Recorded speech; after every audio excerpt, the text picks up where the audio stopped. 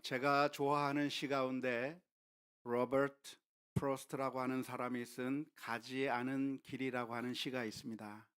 많은 사람들이 좋아하는 시라고 할 수 있겠는데요. 그 시가 이렇게 되어 있습니다. 한번 보여주실까요? 가지 않은 길, 누렇게 물든 숲길이 두 갈래로 나뉘어 있네. 아쉽지만 두 길을 다 걸을 수는 없어. 어차피 한 길만 가야 하는 인생이니 한동안 그 자리에 서서 망설였지. 이 길이 어디로 인도하는지 최대한 멀리까지 보려고 했어. 저 끝 덤불에서 꺾인 곳까지. 그리곤 다른 길을 택했지. 이 길이나 저 길이나 큰 차이는 없지만 그래도 더 나은 점이 있을 거라 생각하면서 풀이 무성한 길, 아직 사람들이 많이 다녀보지 않은 길, 이 길도 다니다 보면 결국 다른 길처럼 되겠지만 그날 아침 두 길은 비슷해 보였어.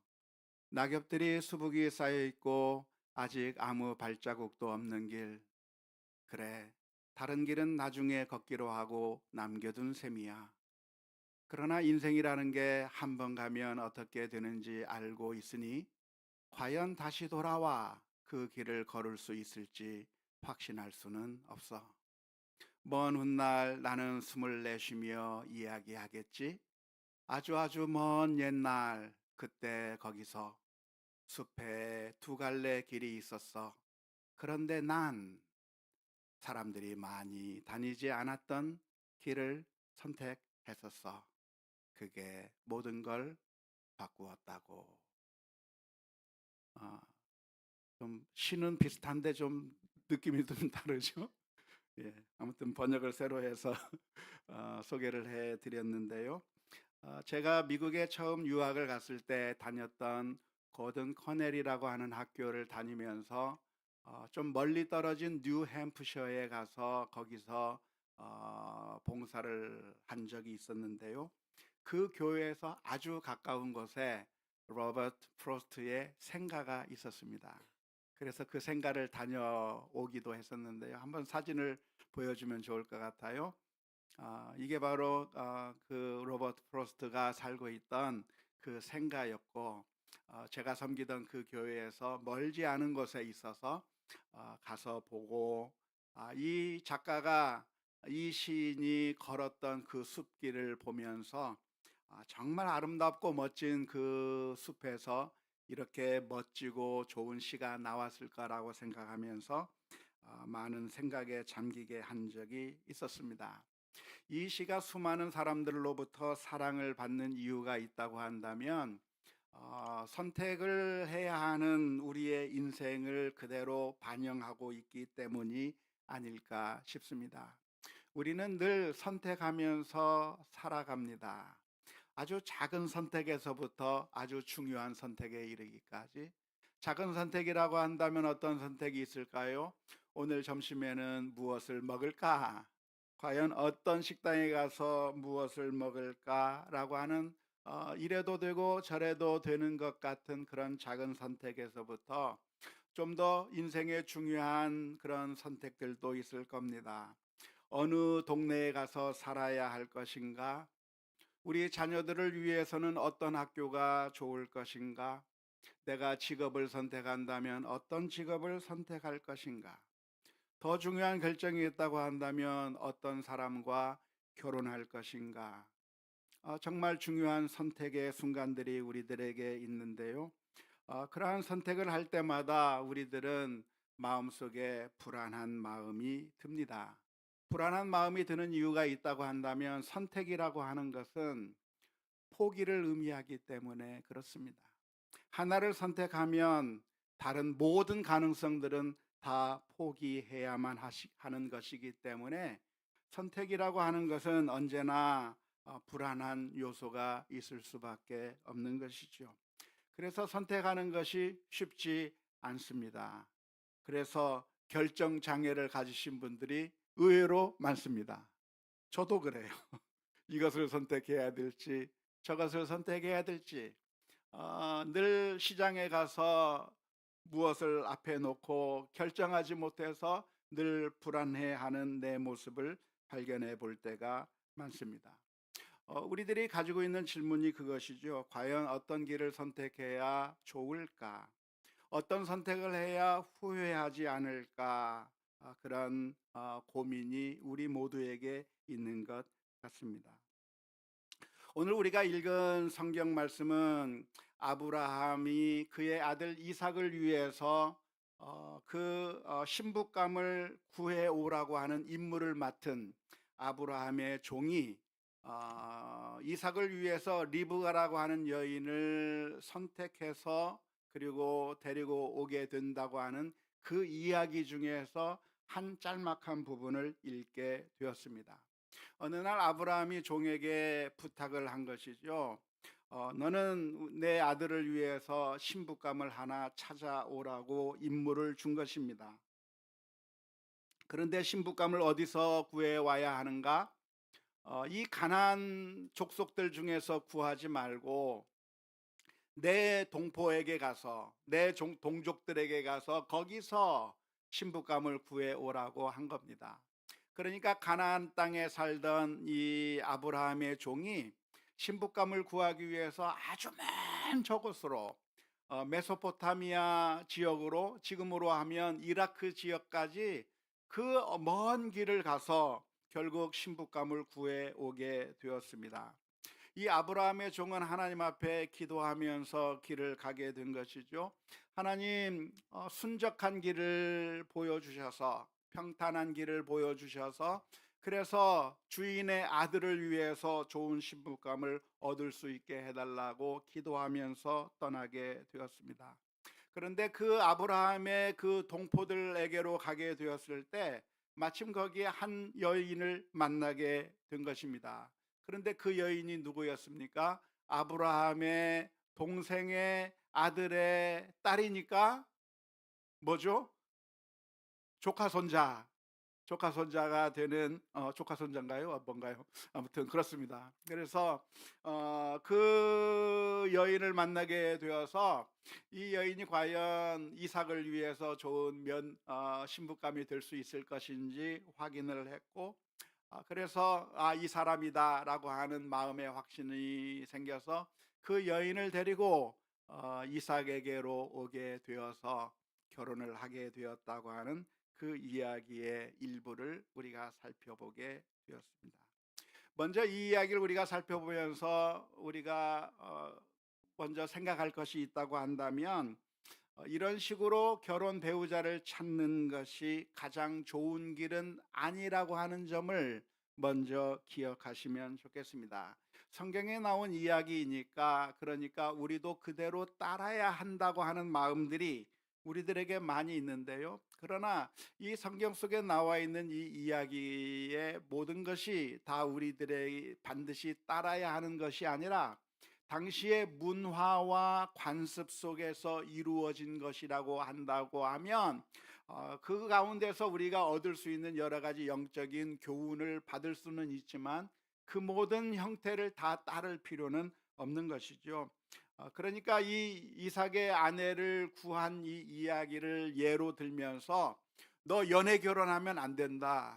신부감은 그렇게 찾는 것이 아니라 부모가 짝해주고 부모가 결혼하라고 하면 무조건 결혼해야 된다라고 강요하는 것은 바람직하지가 않습니다.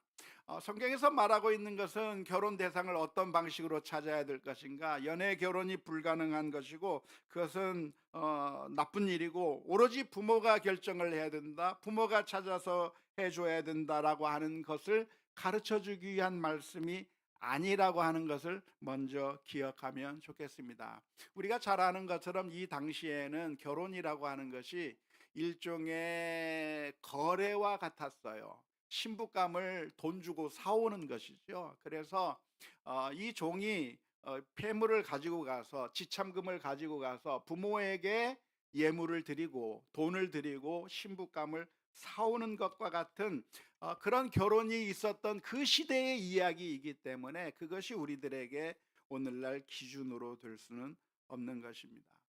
그러나 아무튼 이 이야기를 통해서 우리가 발견할 수 있는 것이 무엇이냐면 정말 좋은 짝을 선택하기 위해서 아브라함의 종이 여행을 하게 되었고, 하나님께서는 이 종의 기도를 들으셔서 정말 이삭을 위해서 좋은 신부감 리브가라고 하는 여인을 발견할 수 있도록 인도해 주셨고, 그래서 이런 결혼을 성사시킬 수 있었다고 하는 것입니다. 이러한 이야기를 보면서 우리들의 마음속에 떠오르는 질문은 무엇입니까? 어떻게 하면 우리도 좋은 선택을 할 수 있을까? 정말 결혼과 같은 이런 중요한 문제에 있어서, 아니 결혼이 아니더라도 우리들이 결정해야 될 일들이 많이 있습니다. 우리가 어떤 직장을 선택해야 될 것인가? 우리가 어떤 대학을 선택해야 될 것인가? 우리가 어디서 비즈니스를 해야 될 것인가? 수많은 결정들을 해야 할 때 과연 하나님의 인도하심을 어떻게 구할 수 있고, 하나님께서 우리들에게 어떻게 인도해 주시는가, 어떻게 해야만 우리들에게 후회함이 없는 좋은 선택을 할 수 있을까? 그게 우리들의 고민이고 질문이라고 할 수가 있겠습니다. 아브라함의 종처럼 하는 것이 좋을까요? 아브라함의 종은 이렇게 이야기를 합니다. 하나님, 이 여인이 과연 하나님께서 내게 주시는 내게 인도하신 그 여인인지 알아보기 위해서 제가 한 가지 테스트를 해보겠습니다.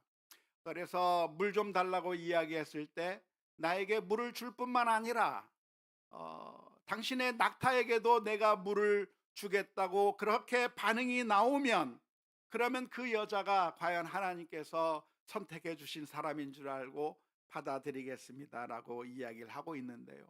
우리들도 이런 식으로 하나님 앞에 기도하며 그렇게 해서 선택한 사람이 정말 하나님께서 원하시는 그런 인도하심의 결과라고 이야기할 수 있을까요? 어떻게 생각을 하십니까? 결론적으로 먼저 말씀을 드린다고 한다면 그렇게 하는 것은 아닙니다. 우리는 종종 이 아브라함의 종처럼 하나님의 뜻을 확인하려고 하는 경향들이 많이 있는 것이죠. 그래서 하나님, 내가 오늘 미팅을 가서 신부감을 고르려고 하는데 하나님께서 나에게 허락해 주신 신부감이라고 한다면, 오늘 그 여성이 나올 때 빨간 옷을 입고 나오면 됐자. 그런데 노란 옷을 입고 나오면 하나님께서 내게 맡겨주신 사람이라고 생각하고 받아들이겠습니다. 그렇게 기도하고 가서 딱 만났는데 노란 옷 입고 나오면 결혼해야 될까요? 그게 아닙니다.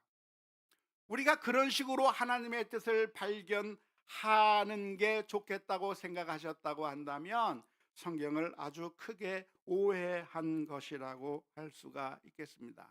하나님의 뜻은 어떻게 발견합니까? 우리가 여러 가지 제안을 하고, 그래서 그 둘 중에 하나를 하나님께서 선택해 주시면 그것을 선택하는 게 그게 성경적인 방법이고 하나님께서 우리를 인도하시는 방법이라고 말할 수 없는 거예요. 하나님, 내가 어느 회사로 가야 됩니까? 이 A라고 하는 회사가 있고 B라고 하는 회사가 있는데 하나님, 어떻게 하나님께서 정해주신 회사인 줄 알고 가겠습니까? 하나님, 제가 침을 뱉고 한번 때려보겠습니다. 침이 이쪽으로 튀면 이쪽 회사로 가고, 침이 저쪽으로 뛰면 저쪽 회사로 가라는 하나님의 뜻인 줄 알고 가겠습니다 라고 하면 되나요? 안 됩니다. 종종 우리들이 성경을 읽으면서 미신적으로 성경을 오해하는 경우가 많이 있습니다. 조금 전에 말씀드린 방법으로 내가 여러 가지 안들을 제안해 놓고, 그리고 이것이면 하나님의 뜻이라고 생각하고 이것이면 하나님의 뜻이 아니라고 생각하는 식으로 이야기하는 것은, 그게 성경적인 것처럼 보이지만 사실은 성경을 오해한 미신적인 행동이라고 하는 점을 잘 기억해야 할 것입니다. 우리가 잘 아는 것처럼 미신을 따라서 행동하는 것은 인생을 망치는 것입니다. 무속에 따라서 행동한다고 한다면 그 사람의 인생은 망할 수밖에 없습니다. 왜냐하면 미신, 무속이라고 하는 것은 아무런 근거가 없는데 확신하게 만들고, 아무런 근거가 없는데 포기하게 만드는 결과를 가져오게 되는 것이거든요. 하나님의 인도하심이 아니에요. 그런데 그냥 미신에 따라서 사주, 팔자, 그리고 관상 이런 것에 따라서 아무런 과학적 근거도 없고 아무런 타당한 이유가 없는데도 불구하고 그냥 그 날이 손 있는 날이니까 안 돼. 그냥 그것은 미신에서 안 된다고 하니까 안 돼 하면서 그 미신과 무속을 따라가게 되면 결국 몇 개는 맞을지 모르겠지만 우연히 맞는 것처럼 보이는 경우가 있겠지만 정말 중요한 순간에 인생을 망치는 결과를 가져오게 될 수밖에 없는 것이죠. 우리가 성경을 읽으면서 아브라함의 종이 했던 이 말이 마치 미신적인 행동을 하는 것처럼 오해하시면 안 될 것입니다. 아브라함의 종은 어떻게 신부감을 찾으러 갔는가? 그저 하나님께서 인도해 주시는 대로 나는 아무런 판단을 하지 않은 채, 하나님 저는 아무런 판단을 하지 않겠습니다, 그저 하나님께서 인도해 주시는 대로 따라가겠습니다 하면서 이 메소포타미아 지역까지 간 것이 결코 아닙니다. 하나님 나 눈 감고 있을게요. 그러니까 말이 나를 태우고 있는 이 낙타가 가는 대로 무조건 따라가겠습니다, 그게 하나님의 뜻인 줄 믿고 가겠습니다라고 따라간 것이 결코 아니에요. 아브라함의 종은 어떻게 갔습니까? 아브라함의 본토 친척의 집을 가야 하니까 저 이라크 지방까지 내가 잘 그때는 티맵도 없고 카카오맵도 없었지만 아무튼 여러 가지 방법을 사용해서 아브라함의 본래 종족에게로 찾아간 겁니다. 아브라함이 가이드라인을 주었기 때문에 그 가이드라인에 따라서 찾아간 것이죠. 그리고 그 마을에서 아브라함의 종족들 가운데서 여러 여성들을 만나게 되었을 겁니다. 첫 번째 만난 사람이었을 수도 있겠고 아니면 몇 번째 만난 여인일 수도 있겠는데 그 여인을 바라보면서 하나님께서 이 여인이다라고 말해준 것이 아니라 이 아브라함의 종의 마음 가운데 저 여인이 참 참해 보이는구나, 내 주인의 아들 이삭을 위해 저런 여인이라면 괜찮을지도 모르겠다라고 하는 설명할 수 없는 마음속의 어떤 기준과 마음속의 어떤 판단에 의해서 저 여인이라고 한다면 괜찮지 않을까라고 하는 일종의 판단을 누가 내렸어요? 아브라함의 종이 내린 겁니다. 그리고서 질문을 던지는 거예요. 만일 내가 물을 달라고 하면 이 여인이 어떻게 나올까? 그것은 침이 이쪽으로 튀냐 저쪽으로 튀냐에 따라서 내가 결정하겠다고 하는 것이 아니라 어떤 질문이었어요? 이 여인이 인품이 괜찮은 여인인가를 알아보겠다고 하는 거예요. 지금 내가 첫인상으로 볼 때 그냥 겉으로 보았을 때는 건강해 보이고 아리따워 보이고 그리고 모든 면이 참 참해 보이는 이 여인이기 때문에 그래서 겉으로 보았을 때는 이 여인이 괜찮은 사람처럼 보이지만 그런데 속마음은 그 사람의 인품은 내가 눈으로 보아서는 확인할 수 없으니 그 사람의 인품을 내가 한번 확인해 보아야 되겠다고 하면서 나에게 물을 달라고 요청했을 때 과연 이 여인이 나에게 물을 줄 것인가? 아니면 쌀쌀맞게 물을 주지 않을 것인가? 물만 줄 것인가? 아니면 물만 주는 것이 아니라 당신의 낙타도 물을 먹이겠다고 그렇게 내가 요청하지 않은 그런 친절까지 베푸는 그렇게 마음이 따뜻한 여인인가를 알아보고 싶었던 거예요.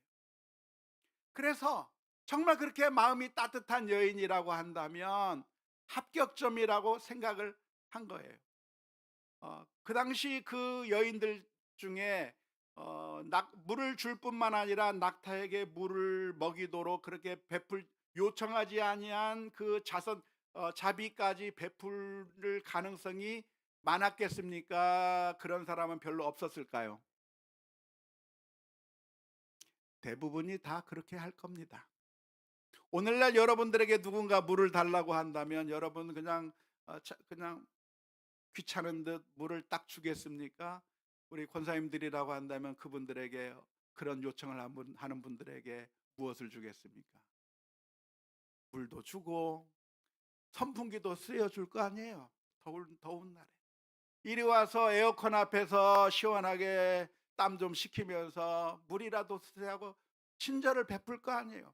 그 당시 고대 근동 지방에서는 그게 보편적인 모습이었어요. 모든 사람들이 나그네들을 보면 음식도 대접하고 물도 대접하고 좋게 대접하는 것이 그 당시에 문화였고, 그게 일반적인 사람들이 보여주는 반응이라고 할 수 있는 겁니다.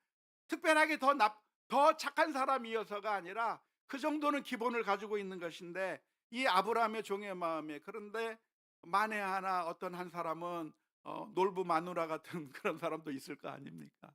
그런 사람들은 나겠다고 하는 그런 마음에서 질문을 던진 것이지, 하나님이 이쪽이냐 저쪽이냐 점지해 주는 것을 기대한 것이라고 할 수는 없을 거예요. 그리고 또 하나의 선택의 기준이 무엇입니까? 그 사람의 집에 들어가서 폐물을 드리면서 당신의 딸을 우리 주인의 아들의 며느리감으로 구해오라고 해서 이렇게 폐물을 드린다고 했을 때, 그쪽에서 승낙해 주는지 승낙해 주지 않는지 상대방의 의사를 확인하고서 이 여인을 데리고 가게 된 것이죠.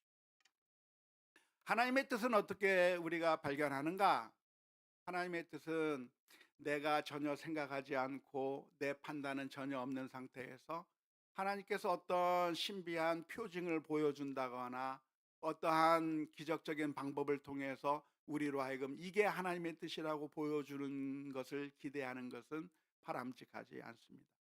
우리는 하나님께서 주신 그 뜻에 따라서 생각해야 하고 판단해야 되고 우리들의 마음속에 결정을 하면서 이것이 하나님께서 인도해 주신 것이라고 생각하면서 결정해야 하는 것이죠. 빌립보서 2장 13절의 말씀에서는 이렇게 말씀하고 있습니다. 너희 안에서 행하시는 이는 누구시니? 하나님이시니 자기의 기쁘신 뜻을 위하여 너희에게 무엇을 두고? 소원을 두고 행하게 하시나니. 우리들의 마음 가운데 그러한 마음이 생기게 돼요. 소원이 생기게 돼요. 이것을 하고 싶은 마음이 있어요. 이것을 헌신하고 싶은 마음도 생기고 이렇게 하고 싶은 마음도 생기는데, 그것이 내 마음이기도 하고 또 100% 하나님께서 우리들의 마음 가운데 넣어주신 소원의 마음이기도 한 것이죠. 따라서 우리가 하는 모든 선택은 나의 선택이면서 그와 동시에 100% 하나님의 인도하심이라고 보아야 할 것입니다.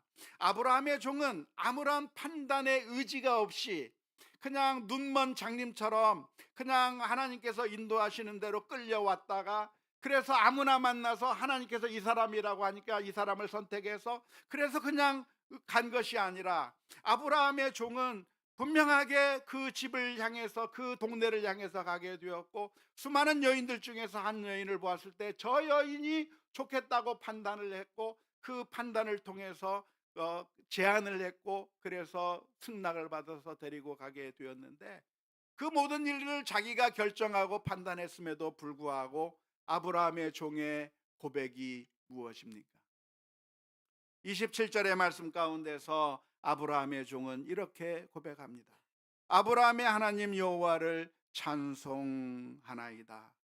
나의 주인에게 주의 사랑과 성실을 그치지 아니하셨사오며 여호와께서 길에서 나를 인도하사 내 주인의 동생 집에 이르게 하셨나이다.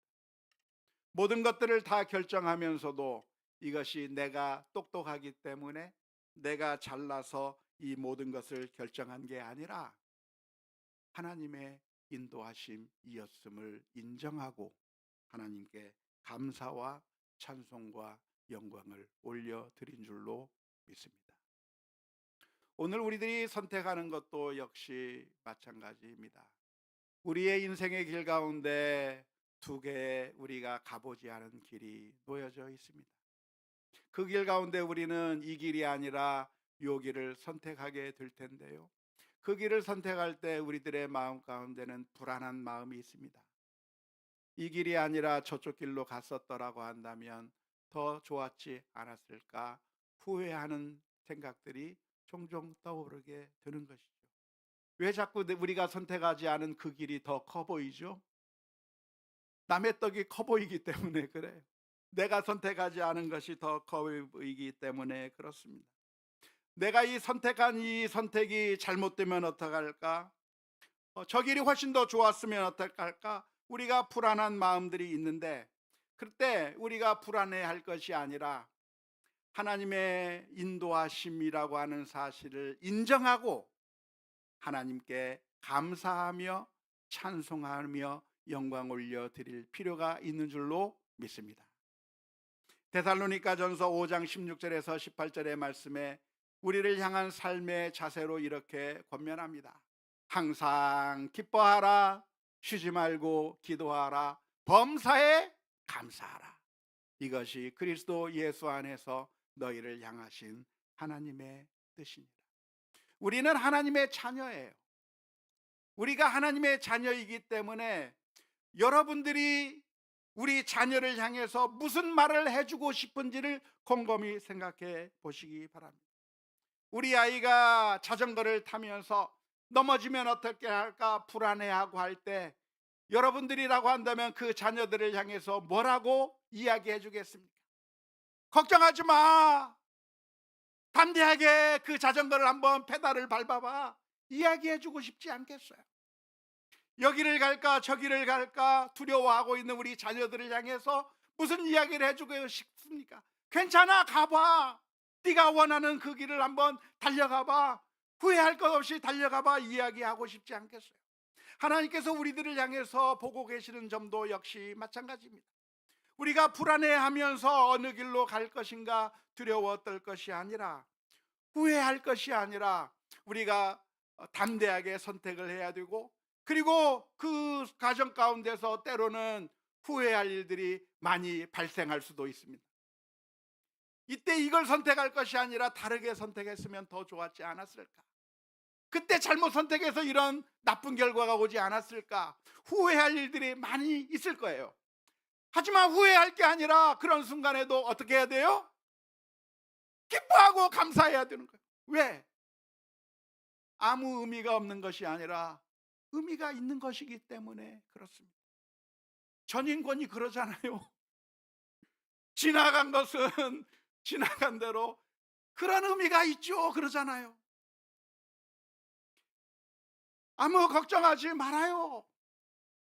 지나간 것, 아픈 기억 모두 잊어버리고 아브라함의 종은 하나님의 인도하심을 기억했습니다. 그리고 그 선택을 향해서 나아간 것이죠. 어쩌면 2024년을 우리가 살아오면서 수많은 결정과 선택들을 했는데 때로는 아픈 결과를 가져오기도 하고, 때로는 그런 선택을 하지 않았으면 더 좋을 뻔했던 그런 결과를 가져오기도 할 겁니다.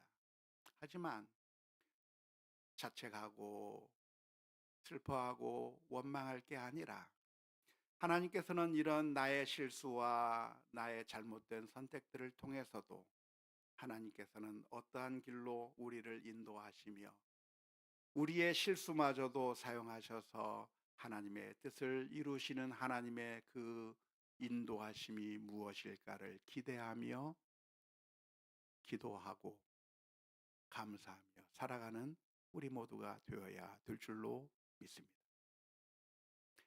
예전에 제가 미국에서 목회할 때 아주 참 슬픈 일을 겪은 적이 있습니다. 미국에 이민 왔던 한 가정이 있었는데요. 영어도 잘 하지도 못하시는 분들인데 큰 결심을 하고 친구가 오라고 하니까 미국으로 이민을 온 가정이었습니다. 그래서 그 미국에 와서 잘 정착해 나가느라고 정말 많이 힘들었고, 그 과정에서 여러 가지 어려운 일들을 많이 겪기도 했었지만, 그런대로 어느 정도 정착하면서 잘 살아가고 있다가 아주 큰 슬픔을 당했어요. 그것이 무엇이냐면 그 집의 딸이 갑자기 죽은 겁니다. 미국에 와서 잘 적응하지 못하고 있다가 어떤 일로 인해서 죽음을 맞이할 수밖에 없는 상황에 이르게 됐는데요. 그때 그 부모가 그 앞에서 펑펑 울었어요. 울면서 했던 말 중에 하나가 무엇이냐면, 목사님, 제가 잘못 생각했나 봐요. 미국에게 오지 말 걸 그랬나 봐요. 내가 잘못 선택했나 봐요. 이 딸을 잃는 그 앞에서 정말 자기 자신을 자책하면서 울고 고통스러워하는 그런 분을 앞에서 제가 위로를 해 줘야만 했던 적이 있었습니다. 그때 제가 했던 말이 무엇이냐면, 집사님, 그때 했던 그 결정이 잘못된 결정은 아니었어요.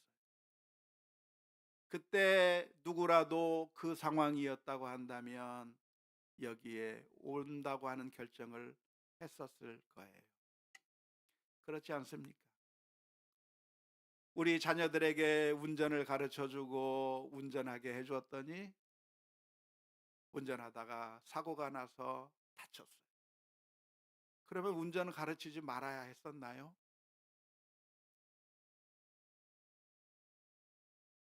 요리하다가 불이 나서 재산을 다 태워버렸어요.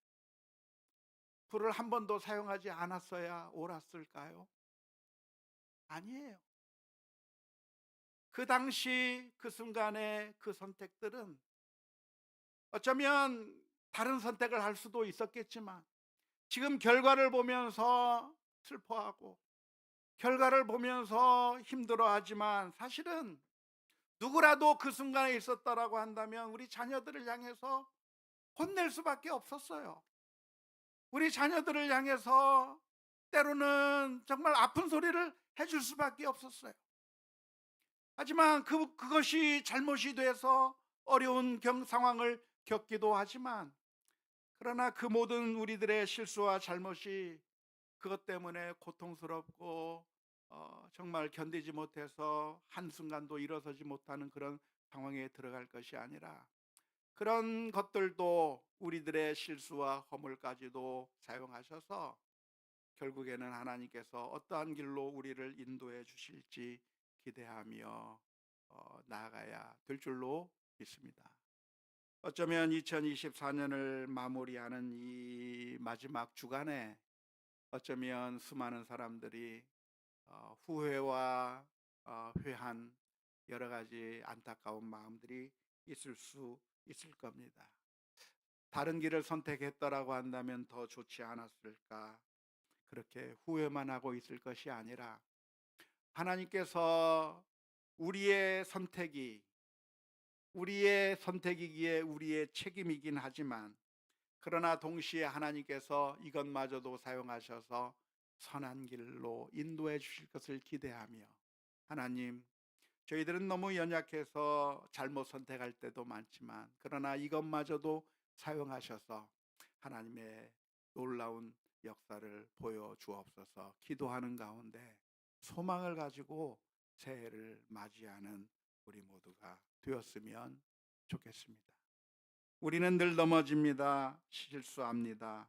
우리의 판단은 늘 부족합니다.